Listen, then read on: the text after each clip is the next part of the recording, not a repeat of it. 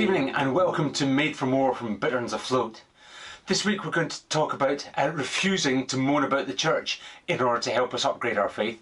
But if you remember last week, I was talking about how we can tell our mates that we are Christians and tell them about Jesus.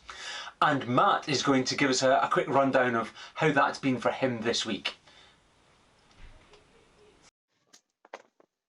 Hi guys, I'm just walking home from work. This is the first day of my video journal about telling my mates that I'm a Christian. It's about 1:15 on Tuesday afternoon, and each day I'm going to try and either tell one of my friends I'm a Christian or try and tell them something about Jesus. We'll see how it goes. Some days might go better than others. Earlier today, somehow the Archbishop of Canterbury came up in a topic when I was talking to someone from the bakery, and I mentioned that I was a Christian, and it wasn't really met with any sort of positive or negative response. So who knows if that's a success or not. But I've definitely brought something up that I probably wouldn't have done if not been for what Nick was talking about yesterday or last week to you guys. So my tally is people I've told that I'm a Christian, 1. People converted to Christianity, still on 0, but we'll see how the rest of the week goes. See you tomorrow.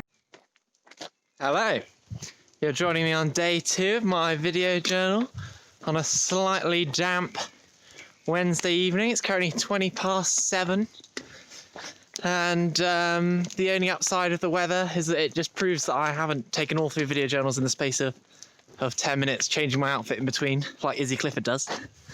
But on to today. Didn't have a chance to talk to anyone new about my faith today. I wanted to, but the opportunity just didn't present itself.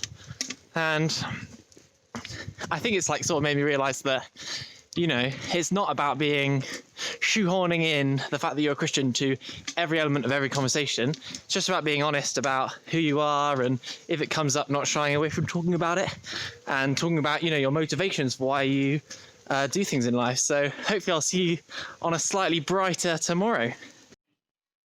Hello, it is Friday, about 4 to 5. I didn't film yesterday because it was tipping it down with rain, so I got a lift home from work, and another day when I didn't actually manage to speak to anyone about my faith at work. Again, the opportunity just didn't come up, so I thought I'd do it online, which should resonate well with lots of people who aren't seeing random people every day. So I sent some of my friends the video of the UK blessing, which I think was pushed on some of the Bitterns Instagram pages, but if you haven't seen it yet, check it out on YouTube, it's amazing. So we're just chatting about it now. So yeah, I'm excited to see where it goes. So that's the end of my video journal for the week. I hope you guys have managed to speak to some of your friends about God and about your faith. And back to you in the studio. Right, thank you for that then, Matt. Now, Zoom Church. I'm not a huge fan of it, or the Lucky Dip breakout rooms where we chat to folks at the end, having to sit just in front and consume it all. So it's very tempting just to take a step back, go and make a coffee, maybe not come back at all, just not be involved. And that's not the way it should be. Let me get it clear though. We don't have to go to church in order to have faith and to know God and relate to God and to be Christians. But it helps. And we are called to be part of a fellowship. In Hebrews chapter 10, it says from verse 24, let us consider how we may spur one another on towards love and good deeds. Let us not give up meeting together, as some of us are in the habit of doing, but let us encourage one another. And we are called to be part of a church. But I think sometimes we want the perfect church.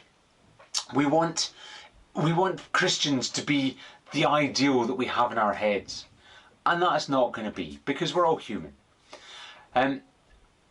So just after I graduated, I went out to the Philippines and worked for a bunch of missionaries there.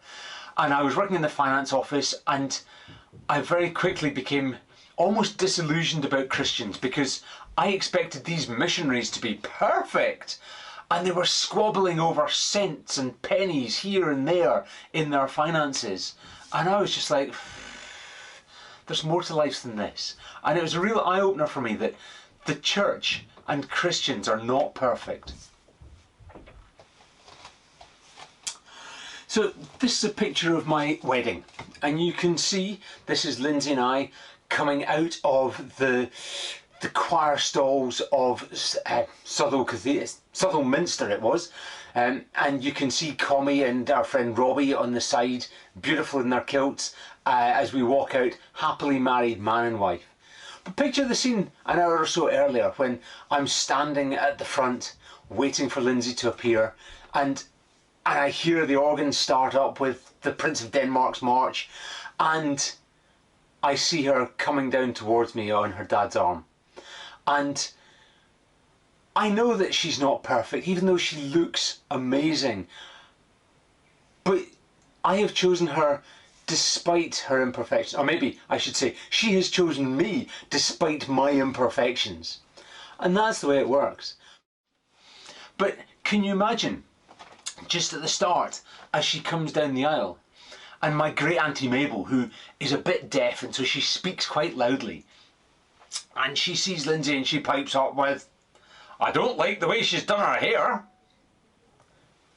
You don't say things like that about a bride on her wedding day. You see all the great things and you comment on that. Now, hey, I don't have a great auntie Mabel. It's fine, she didn't say that at my wedding. But you can imagine. The church is referenced as the bride of Christ. In Ephesians, Paul talks about wives and husbands and compares that to Christ and the church. And he says in 5:25, "Husbands, love your wives, just as Christ loves the church and gave himself up for her." And in fact, in Mark chapter 2, verse 19, Jesus is talking about himself when he says, "How can the guests of the bridegroom fast while he is with them? And he is the bridegroom and the church is the bride." And saying positive things about the church is the same as saying positive things about the bride at a wedding. We might want to have perfection, but they say that if you're searching for the perfect church and you find it and join it, that act makes it imperfect, because we are. So we need to settle for the great church that we can find and be part of just now. And that might require us to do three things. And the first of these is to be forgiving, because people in the church are not perfect and will make mistakes and they will upset us and they will do things differently to us, and we need to forgive them for the wrong stuff and accept them for their difference. Second thing is, we need to commit to the church and actually say, yes, I will settle here and I will become part of it and I will stick around for a longer period than just flitting in for a week and then leaving again. And the third thing is about self-sacrifice and giving something of ourselves and giving our time to make the church what it can be, and to give our money to help build the church, and to put something in rather than just taking stuff out. On a